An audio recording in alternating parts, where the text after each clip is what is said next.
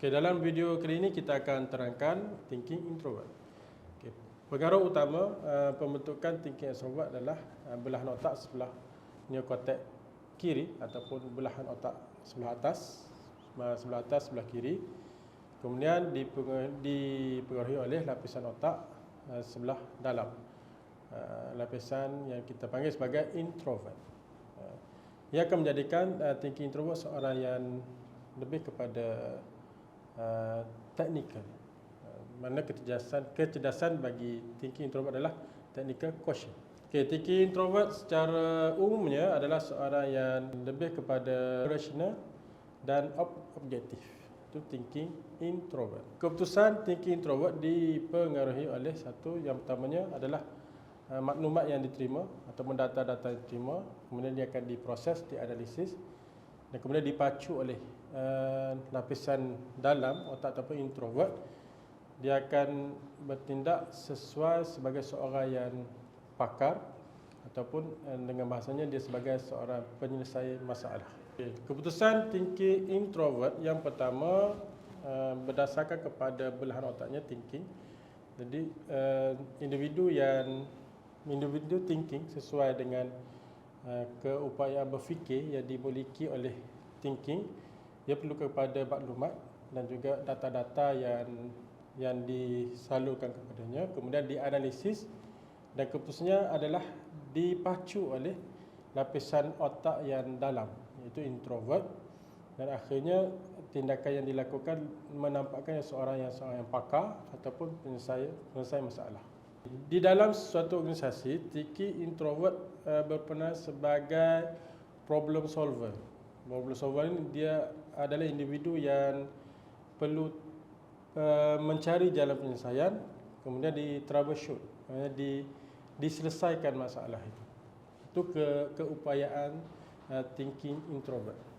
Thinking introvert dia akan lebih termotivasi apabila mendapat pengiktirafan daripada orang yang dia hormati. Contoh, dia sebagai seorang pekerja ataupun sebagai manager, kita ambil contoh sebagai seorang pengurus, kemudian apa yang dicapai, apa yang telah dia selesaikan, laksanakan, kemudian diiktiraf oleh bosnya ataupun CEO pada suatu perusahaan. Itu antara cara untuk kita meningkatkan motivasi individu thinking introvert. Okay, kalau sensing extrovert, engine diesel. Thinking introvert, engine petrol lah. Maknanya dia akan bertindak bila start switch, dia akan terus bertindak. Yang penting sekali adalah data, maklumat serta arahannya adalah jelas. Sangat senang. Mana thinking introvert seorang yang mudah untuk mendengar arahan dan bertindak. Thinking introvert lebih kepada cara berkomunikasinya seumpama majikan dengan pekerja.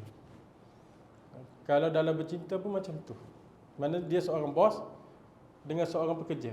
Dia umpama begitu. Maknanya pekerja perlu memuaskan hati bos, kemudian barulah majikan tadi akan bagi balik kepada pekerja. Itu bentuk hubungan umum thinking introvert. Okay, bila kita sebut kelemahan, mesti dia dipasangkan dengan kelebihan. Pertamanya apa yang kita boleh kongsikan di sini, yang pertama, thinking introvert adalah seorang yang sangat berdikari. Namun pada masa sama, dia seorang yang dalam masa sama dia banyak menyimpan rahsia. Nampak macam hebat kalau wanitanya wanita besi, tapi sebenarnya dalam hatinya ada banyak rahsia yang tersimpan. Itu yang pertama. Yang keduanya, kalau kita boleh kongsikan di sini, dia tepat dan objektif. Namun pada masa sama, dia gagal untuk memahami satu konteks secara menyeluruh. Itu kadang-kadang lah. Tapi kebanyakannya bila maklumat dan data yang diterima dianalisis dengan baik, dia akan menghasilkan satu penyelesaian yang terbaik. Okey, clue diri untuk thinking introvert untuk meningkatkan keupayaan dia ataupun kepakaran thinking introvert, dia perlu cari bidang untuk dia menunjukkan kepakaran dia. Contoh, dalam satu perusahaan kita ada bisnesnya berkaitan dengan, kita ambil contoh pendidikan.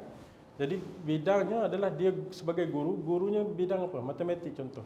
Kalau dalam matematik, dia perlu tunjukkan dia punya kepakaran sehingga dia mampu jadi guru cemerlang ataupun yang setara dengannya.